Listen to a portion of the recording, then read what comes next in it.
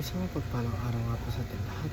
Ako nga po pala ulit si Charles Redroque and this ang 365 Daily Devotion. So, ngayong araw nga po ay tatalakayan natin ay about sa Joseph and Potiphar's wife. So, ang tatalakayan po natin ngayong araw ay about sa free sex offer to Joseph. And ang topic po natin ngayong araw ay matagpuan sa Genesis chapter 29. And ang sabi po rito ay noon ay dinala si Jose sa Ehipto at binili siya ni Potiphar sa mga Ismaelita na nagdala sa kanya roon.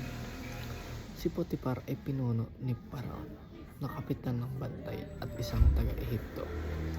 Ang Panginoon ay naging kasama ni Jose at siya'y naging lalaking maunlad. Siya'y nasa bahay ng kanyang among taga-Ehipto. Nakita ng kanyang amo na ang Panginoon ay kasama niya at ang lahat ng ginawa ni Jose ay umuunlad sa kanyang kamay. So, ang unang katuroan po natin ngayong araw ay gratitude builds moral strength. So, ang gratitude daw ito ay yung pagbibigay, pagpapakita, expression of thankfulness. So, ang gratitude daw ay nagbibuild daw ito ng isang moral strength sa ating pagkatao.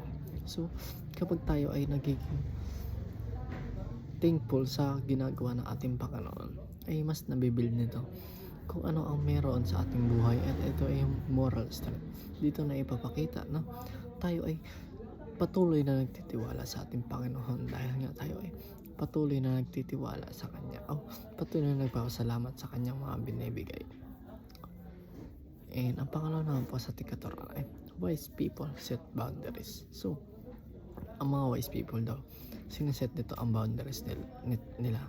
And alam nila kung ano ang priorities nila sa kanilang buhay at isinasatabi nila kung ano ang mga kailangan nilang unahin at kung ano ang list na dapat nilang gawin. So, ang mga wise people ay dapat gawin nila kung ano ang nararapat, at ito ay yung pagsunod sa ating Panginoon at pananampalataya sa ating Panginoon. So, kung gusto mo natin maging wise people ay dapat sineset natin ang boundaries natin at dapat ay inuuna natin sa ating buhay ay ang ating Panginoon at wala nang iba pa. And ang last naman po sa ating katuruan ay integrity saves a person from ruin. So, ang integrity daw, dito nakikita kung tayo nga ba ay pagkakatiwalaan ng isang tao o ng ating Panginoon. So, ang integrity daw ay sinesave nito ang isang tao sa pagkasira niya, dahil nga dito na ipapakita kung paano nga ba tayo pagkakatiwalaan ng bawat ninuman o ng kapwa natin tao, dahil nga kahit na walang nakakita sa atin ay dapat ipinapakita natin sa kanila na tayo ay pagkakatiwalaan ng kahit na sino man at hindi sila dapat mag-doubt sa kakayahan natin. And yun lang po, dito na po ako tatapos. Thank you.